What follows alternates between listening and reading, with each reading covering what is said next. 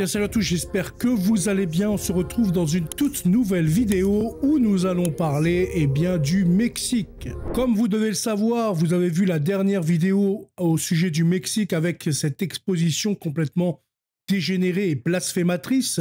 Eh bien aujourd'hui nous revenons également au Mexique pour parler de cette dernière marche des féministes qui a causé énormément de dommages sur le patrimoine catholique et religieux du pays mexicain. Alors, on sait que le Mexique, depuis des lustres, a un réel problème, notamment avec des cartels mexicains qui assassinent, kidnappent, vouent un espèce de culte à un démon, la Santa Muerte ou je ne sais quoi. Mais il y a également une frange de la population qui est encore très catholique. C'est un pays encore très catholique. Seulement, depuis quelques années, ça commence un petit peu à changer. Et aujourd'hui, avec la marche des féministes, nous avons pu voir cette nouvelle société émerger de ce pays pieux et catholique à la base. Et notamment depuis l'élection de la talmudique communiste Claudia Sheinbaum. Vous savez, c'est cette femme-là qui est maintenant présidente du Mexique et qui n'a pas hésité dès le début à rendre hommage à Tlaloc. Tlaloc, c'est un faux dieu aztèque d'enfants. Hein, c'est vraiment son rôle. Il est là pour détruire les enfants, etc. Donc, il n'est pas étonnant de voir ce nouveau gouvernement aller à l'encontre du Seigneur Jésus-Christ, aller à l'encontre du catholicisme au Mexique, étant donné que la présidente elle-même offre un sacrifice à ce démon aztèque. Donc, à côté de ça, bien entendu, tout son gouvernement va travailler à l'effondrement de la vraie Église, à l'effondrement de Dieu au Mexique, pour laisser place à un espèce de paganisme, à un espèce de satanisme, avec des accointances réelles entre elle et donc les cartels qui, eux, également prêchent contre la vraie religion de Dieu. D'ailleurs, en dépouillant, en massacrant, en kidnappant également énormément de prêtres catholiques. Il y a de nombreux martyrs dans ce pays, de nombreux martyrs catholiques. Et je souhaitais également profiter dans cette vidéo pour féliciter ces femmes. Il y a énormément de femmes, qu'elles soient catholiques ou non, au Mexique, qui ont fondé une belle association. Et leur association consiste à aller rechercher tous leurs enfants disparus, kidnappés par des cartels, vraiment au péril de leur vie. Parce que là, nous ne parlons pas d'une grève ou d'une lutte dans la rue de Paris. Là, il est question d'aller sur les territoires du cartel pour retrouver les cadavres de leurs enfants, pour retrouver leurs enfants kidnappés. Et beaucoup d'entre elles se sont fait tuer par ces mêmes cartels sataniques. Donc, je voulais vraiment remercier ces groupes de femmes qui montrent plein d'humanité, qui montrent l'exemple à suivre pour toutes les femmes du monde. Et j'espère concrètement que le Seigneur les bénira fortement et qu'elles arriveront à trouver tous leurs enfants dont elles sont à la recherche. Mais aussi que le Seigneur protège le Mexique, cette terre catholique et pieuse. Parce qu'aujourd'hui, nous voyons quand même un bouleversement dans cette société. Et ça rappelle un petit peu les temps de la Révolution en France, où le pays passera du catholicisme au paganisme, avec le culte à l'être suprême chez les premiers révolutionnaires, pour après tomber dans un laïcisme et un anticléricalisme, avec le rationalisme, le matérialisme, prôné dès le début par les loges et les Lumières, bien entendu. Mais on arrive sur cette pente-là au Mexique, notamment, donc, comme je disais, grâce à cette nouvelle présidente qui est talmudiste, communiste, mondialiste, toutes les bonnes références pour gouverner aujourd'hui. Nous avons la même à notre tête en France, en Allemagne, etc. Nous vivons vraiment au crochet de ces gens infâmes. En tout cas, là, je vais vous faire voir rapidement la petite vidéo où cette présidente va rendre un culte à ces démons, à ce démon en l'occurrence, et qui va plonger également ceux qui la suivent, des féministes, etc., un peu plus dans le paganisme et puis dans le New Age finalement.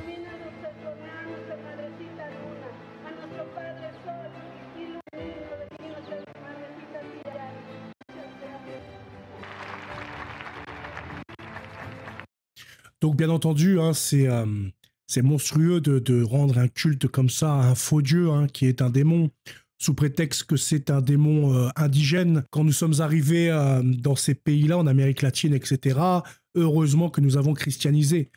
parce que certaines personnes parlent de colonisation, d'horreur, etc. Mais l'horreur était présente chez les Incas, etc.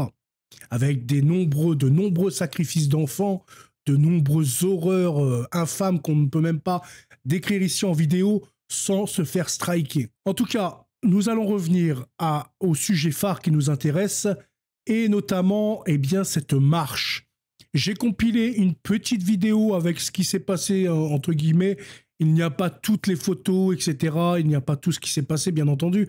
Mais ça va résumer un petit peu cette marche du 8 mars, fête internationale des femmes. Et je rappelle que nous, nous fêtons nos femmes également, les femmes catholiques, les saintes, etc., les bienheureuses. C'est une journée, pas forcément athée, elle est aussi catholique. Donc, voilà. Là, ils essaient de mettre le feu à une cathédrale.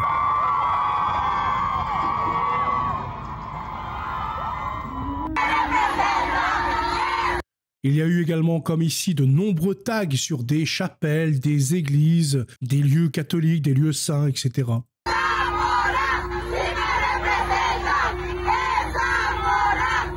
Donc encore une fois, comme aussi vieux que l'enfer, elle prône la liberté. Pour la liberté, on se défait, on s'émancipe de l'Église de Dieu, on s'émancipe des lois du Seigneur pour la liberté. Mais finalement, c'est un euphémisme, puisque la liberté, c'est quoi? C'est la liberté d'épouser ses propres penchants, d'épouser ses mauvaises mœurs, d'épouser ses pulsions. Et c'est à ça qu'elles tendent. Finalement, quand on s'échappe de l'emprise de l'amour du Seigneur Jésus-Christ, on tombe dans la haine de Satan et dans la haine de son propre corps et de l'humanité.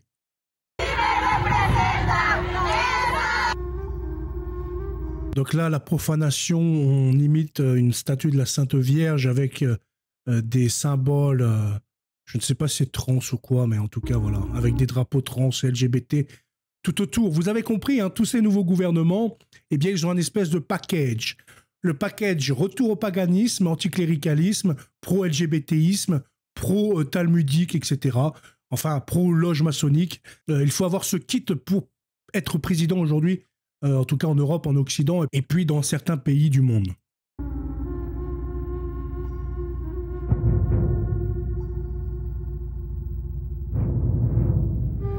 Donc vous pouvez voir encore des tags ici, avec des manifs devant. La Sainte Croix du Seigneur qui est tachée de sang.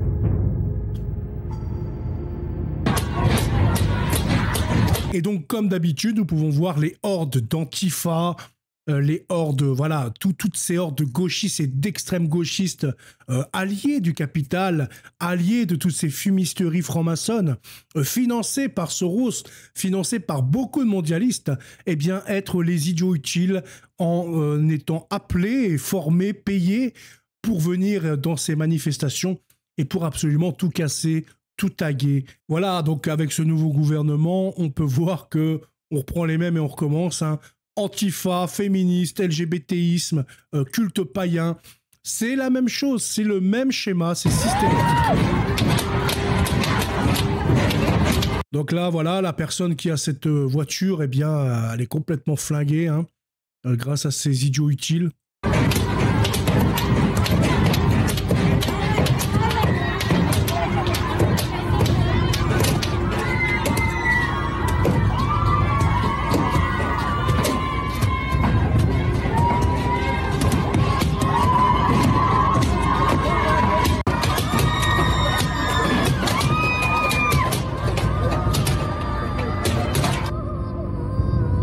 Là, c'est assez drôle, du coup, des féministes qui s'en prennent à un motard, sauf que derrière, le motard s'énerve, elles se prennent des pains dans la gueule. Ça, je pense qu'il en faudra un peu plus quand quelques-unes ou quelques-uns des antifas touchent à des véhicules et essaient de fracturer des vitrines.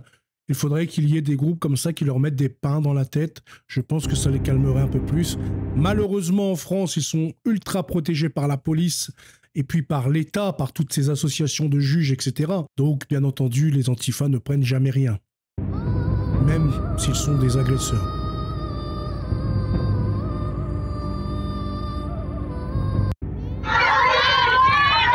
Donc il y a également son lot de violence dans les manifestations, des combats entre femmes. Peut-être que celle d'en haut a mégenré celle d'en bas, puisqu'ils ont aussi leur délire idéologique LGBTiste. Donc il y a des espèces de trans contre des je sais pas quoi. Enfin voilà, ils ont également leur petite guerre idéologique interne. Donc peut-être qu'elle l'a mégenré, elle l'a appelé elle au lieu de il. Et donc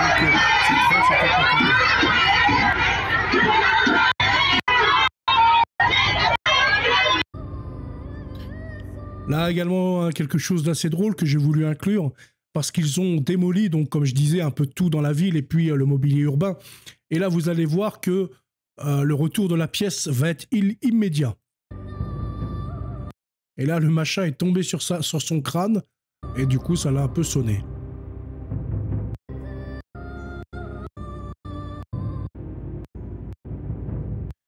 Et donc, elle s'est ouverte l'arcade. C'est pas drôle, mais c'est quand même un bon retour de la pièce. Quand on veut faire ce genre de dégradation, il faut assumer jusqu'au bout et puis porter un casque à la rigueur. En tout cas, eh bien, voilà pour le Mexique. Hein. Comme je le disais, des cathédrales et des églises ont été vandalisées lors des marches de la Journée internationale de la femme. Nous n'allons pas relire l'article parce que j'ai un peu tout dit ce qui s'était passé. Vous allez pouvoir voir quelques autres images, même une seule image, même deux, voilà. Vous pouvez voir hein, tout le long, ils ont tagué avec... Vous pouvez voir un signe anarchiste, un signe LGBT, etc. Après, là, je vois pas trop ce qui est écrit. Mais il y a vraiment cette tendance à la sexualisation. On voit que c'est quelque chose de Satan. Parce qu'il y a, je sais pas, une obsession pour la sexualité. Quand ce n'est pas pour la sexualité, c'est pour la race.